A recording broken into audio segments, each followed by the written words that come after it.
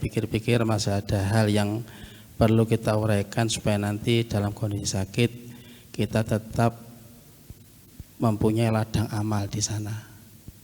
Hadirin, seperti saya uraikan kemarin, sakit itu adalah kersane Gusti Allah, kehendak Gusti Allah, dan kita walaupun sudah mungkin berusaha, sudah ada pencegahan, kalau masih sakit itulah kersane Gusti Allah. Gusti Allah lebih kuasa. Yang penting kita tidak boleh mengharapkan sakit atau ingin sakit, tidak boleh. Termasuk tidak boleh mendoakan orang lain sakit, jangan sampai. Walaupun dokter misalnya tidak boleh, ya. Karena bisa-bisa doa itu akan balik kepada kita, ya. Naudzubillah, ya. Pagi hari ini saya akan mengurai tentang pentingnya ziarah atau tilik atau sambang atau menjenguk orang sakit. Ini merupakan anjuran dari Nabi dan termasuk hakul muslim alal muslim. Di antara hak orang Islam terhadap orang Islam yang lain adalah menjenguk orang sakit. Namun para hadirin, sebelumnya saya uraikan dulu, sebelum kita menjenguk orang sakit kita harus tahu dulu tentang psikologi orang sakit atau jiwa orang sakit. Ini supaya nanti kalau kita menjenguk orang sakit tidak sembarangan, harus memaklumi. Hadirin rahimakumullah, orang sakit itu walaupun sakit raganya, sakit badannya, tapi jiwanya juga ikut sakit. Oleh karena itu kadang-kadang pembawaannya beda dengan ketika sembuh. Ya, mungkin kita bisa merasakan, bisa tahu sendiri. Yang sering muncul orang sakit itu biasanya ngalem, manja, itu perlu kita maklumi. Sehingga kalau kita tahu orang sakit manja, ngalem itu jangan sampai ditanggapi dengan serius atau diseneni. Seperti itu tanggapan kondisinya seperti orang sakit. Manja, ngalem, kadang minta di luar kebiasaannya. Yang kedua, orang sakit pasti gelisah. Sehingga apa-apa yang tidak pernah diungkapkan pasti diungkapkan. Itu yang kadang-kadang ya menjengkelkan yang sembuh, tapi jangan sampai jengkel, ya. Kemudian yang tidak kalah penting, orang sakit itu biasanya gelisah dan takutnya luar biasa. Apalagi kemarin waktu penyakit yang ganas itu, semua yang sakit pasti takut, terutama takut mati, ya. Saya sendiri tidak membayangkan kemarin waktu kena COVID, ngabutan saya itu kemarin kena COVID juga, dan sempat isolasi 25 hari, tidak kemana-mana. Itu betul takutnya luar biasa, takut meninggal, mati, betul itu. Karena waktu saya sakit juga saya itu tidak lepas dari HP, tiap hari berita meninggal, takut sendiri. Bahkan ketika saat saya buat baca Quran itu tambah takut kadang-kadang. Apalagi kalau sudah ada ayat kullu nafsin dha'iqatul maut, tambah takut. Akhirnya ya sepertinya ayat itu isinya itu terus, ya. Saya baca lagi, ada ayat lagi. Ya, idza ja'a ajaluhum la yastakhiruna sa'atan. Jadi ketika orang mati itu tidak bisa ditunda maupun diakhirkan. Itu tambah takut. Ya. Karena itu maklum kalau kita nanti mengunjungi orang sakit jiwanya berubah, itu hal maklum, jangan sampai ditanggapi dengan serius atau direspon dengan nyeneni. Hadirin rahimakumullah, ada beberapa hal yang perlu kita ketahui ketika kita tilik atau jenguk orang sakit. Ini penting karena tujuan jenguk itu kurang lebih juga moga-moga bisa menambah percepatan penyembuhan, menghibur dan lain-lain, ya. Di samping dari sisi agama luar biasa, pahala orang sakit itu luar biasa para hadirin. Ya, saya uraikan dulu. Saking besarnya orang sakit, jenguk orang sakit, sampai Gusti Allah pernah dawuh dalam hadis, besok di hari kiamat Gusti Allah dawuh, ya ibna Adam, maritu falam ta'udani. Wahai anak Adam, saya itu sakit, mengapa kamu tidak menjenguk saya? Ya, manusia menjawab, belum gimana? Kaifa a'udzuka ya Allah wa anta rabbul alamin. Gimana kita itu akan menjenguk jenengan atau akan tilik jenengan padahal jenengan rabbul alamin, ya. Katanya Gusti Allah dawuh, amma alimta ya an abati fulanan maridho falam ta'udhu. Misalnya kamu tahu fulan atau hambaku sakit, kamu ndak jenguk. Misalnya kamu jenguk, luar biasa ya. Anaka la'utahu lawajatani indahu. Seandainya kamu jenguk dia, kamu akan bertemu saya di situ. Nah, ini menunjukkan di situasi orang sakit itu Gusti Allah lebih dekat dan insya Allah tempat-tempat mustajabat untuk berdoa ya. Itu sampai begitu besarnya kita itu til orang sakit sampai seolah-olah kita menemui Gusti Allah di sana ya. Belum lagi dikatakan selama orang itu ziarah atau tilik orang sakit lam yazal fi khurfatil jannah. Selama orang itu ziarah ke orang sakit maka dia berada di khurfatil jannah. Apa itu khurfatil jannah? Kata Nabi, kebun yang sedang berbuah. Nah, jadi insya Allah bisa kita dapatkan besok di hari kiamat, di hari pembalasan. Pahala seperti itu ya. Belum lagi sholat alaihi sabuuna alfa malakin hatta asa hatta yusbiha ya, atau hatta yumsa. Orang sakit itu ya, malaikat ada 70.000 malaikat mendoakan sampai dia pulang. Kalau dia itu datang til orang sakit pagi, maka didoakan 70.000 malaikat dari pagi sampai dari sore. Kalau tiliknya sore didoakan sampai sore sampai pagi ya, sampai gitu besarnya orang sakit, orang jenguk orang sakit. Hadirin berikutnya saya uraikan tentang beberapa hal yang penting ketika kita itu ziarah atau tilik orang sakit. Yang pertama seperti atap kita ya salam ya. Salam ya. Kemudian mendoakan ya. Doa pun ya boleh bahasa Jawa, bahasa sesuai dengan kemampuan kita. Tidak harus dengan bahasa Arab. Kalau bisa ya monggo. Allahumma rabbanas atibasya isya wa tasyafi seterusnya. Tidak apa-apa. Biasanya disunahkan megang tangannya. Jangan yang lain. Walaupun sakitnya di yang lain, sakitnya di perut, tidak usah perut, tangannya saja. Ya.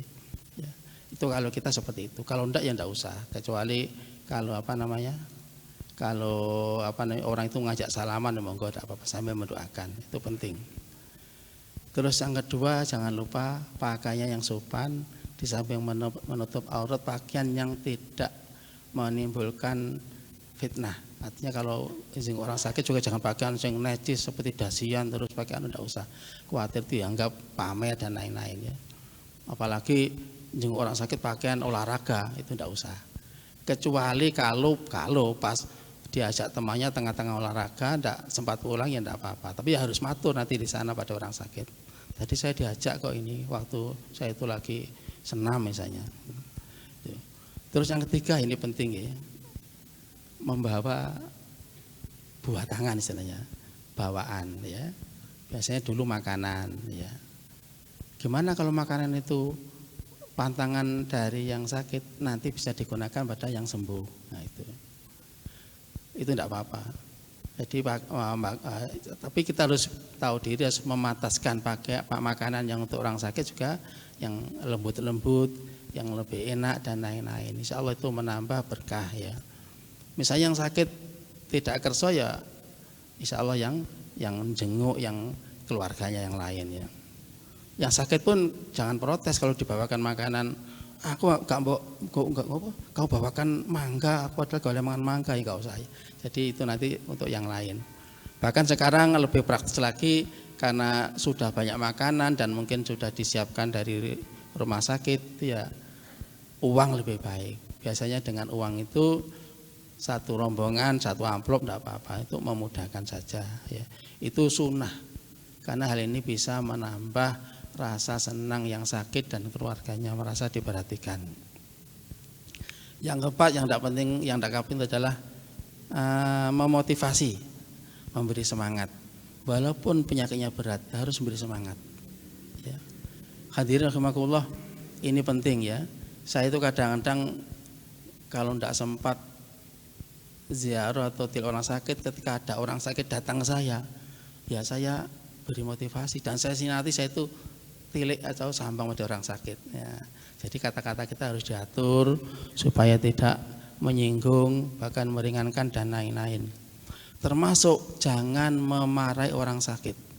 Ini banyak kadang-kadang orang yang nggak ngerti itu pas sambang teman yang sakit emah, kena kecut, itu seneni, salah, pelem sak kupit entek nih loh, ini malah tambah nemen. Karena kita katakan sakit itu adalah kersane Gusti Allah, memang delalah kaya pas kopanya karena habis pencit yang banyak sekali. Itu ya jangan diseneni. Apalagi ada orang darah tinggi kumat gara-gara kena kambing, itu nyelek-nyeneni kadang-kadang sampai membuat orang tadi nggak sadar. Seneni. Besok lagi aja mangan ndase wedhus sak buntutin tekno, itu kan berarti kan menyakiti. Jangan sampai seperti itu. Ya. Itu memotivasi supaya nanti kita bisa menambah meringankan, ya. Dan diberi contoh-contoh orang yang sakit parah sembuh. Nah, banyak tuh kemarin kalau tidak salah Yai Mujahid, ya. Cerita kalau dia itu sakit jantung dan divonis dokter setahun, tidak sampai setahun, mengkhawatirkan, ya. Tapi alhamdulillah ternyata dia lebih orang yang tekun, orang yang sangat yakin pada Gusti Allah, ya sampai sekarang alhamdulillah diberi kesembuhan. Ini menunjukkan apa? Gusti Allah lebih kuasa dari ramalan dokter, itu harus kita maklumi, ya. Ya. Itu. Terus termasuk nomor 7, seterusnya tidak boleh kita melarang orang yang sakit itu, ya. Di antara adab tilik orang sakit, jangan sampai pesimis, jangan sampai mengharap mati dan lain-lain, ya. Kita masih menganjurkan ndonga sing akeh, ya. Kemudian berharap dan lain-lain, termasuk menasihati bahwasanya moga-moga sakit panjenengan bisa menambah derajat, menghapus dosa, dan bisa jadi penebus kesalahan. Itu termasuk kata-kata yang sangat diharapkan untuk bisa meringankan. Jangan sampai membuat pasien atau yang sakit itu pesimis, bahkan mengharapkan mati, naudzubillah, walaupun sakitnya teman. Saya sendiri, saya Bapak Ibu sekalian, sering mengobati orang, ya saya dari ramalan saya, ya. Orang itu nemen sakitnya, ya. Walaupun datangnya masih biasa, ya. Itu saya masih motivasi. Enggak usah putus asa, ya. Tetap berobat. Mari setelah ini monggo ke rumah sakit, ke sana nanti supaya nanti diinfus, direkam jantung dan lain-lain, ya. Masih saya motivasi walaupun sorenya meninggal. Tapi yang penting saya tidak pernah memberi ramalan. Karena kalau memberi ramalan tambah membuat keluarganya sangat takut dan kadang-kadang wis bingung, ya. Jangan sampai, ya. Yang tidak kalah penting para hadirin, kalau kita berkunjung orang sakit itu boleh memberi harapan-harapan atau nawari sesuatu yang disenangi. Misalnya orang sakit panas atau diare, sampeyan tawari, sampeyan pengen apa? Misalnya aku pengen kebab, ya tumbasin kebab. Sepenting makanan itu tidak ada pantangan berdasarkan penyakitnya. Sampai pengen apa? Aku pengen besok kalau sembuh sampeyan ajak ke warung warak, ya tunggu sembuhnya gitu. Tapi yang sakit jangan minta yang enggak. Aku sembuh pengen umroh, ya silakan umroh, tapi jangan kita yang membiayai. Jadi semua itu sesuai dengan kondisi, ya. Itu dianjurkan. Hadirin, ketika kita berkunjung orang sakit boleh menawari sesuatu yang disenangi. Bahkan Nabi pernah ketika ziarah ke sahabat yang sakit nawari, jenengan pengen apa? Pengen roti. Nabi keluar itu golek roti. Besok jenengan juga begitu, kalau ada mengunjungi orang sakit, kok tiba-tiba yang sakit sampai tawari pengen apa nih? Pengen es krim. Ya tanya dulu ke dokter, dokternya boleh es krim? Boleh. Sampai keluar cari es krim, enggak apa-apa. Ya tanya perawatnya dulu, ya. Itu termasuk yang dianjurkan, ya. Keinginan bisa berupa makanan atau yang instan langsung, boleh mungkin sesuatu yang nanti. Misalnya tadi katakan, sampai pengen apa? Aku lek waras, pengen sampai ajak di Taman Safari. Oh, ini termasuk azam ini. Ya wis waras sodik, ya, waras dhisik nggih. Lek waras nawari sampean harus mau itu ke Taman Safari itu misalnya. Hadirin rahimakumullah, yang tidak kalah penting lagi, ini saya pernah baca di kitab Akhlaqul Banin, kalau kita ziarah atau taktil orang sakit, jangan lama-lama di situ, tidak boleh, kecuali diharapkan sama yang sakit. Ya. Kalau yang sakit itu mengharapkan, sampean pun boleh, aku pengen sampean itu, sampean di situ tetap, walaupun mungkin sampai lama sekali, itu sebagai obat. Karena orang sakit kadang-kadang timbul rasa senang pada seseorang yang dia cintai. Ya. Itu monggo kita harus rela tinggal di situ. Karena itulah sebagai obat.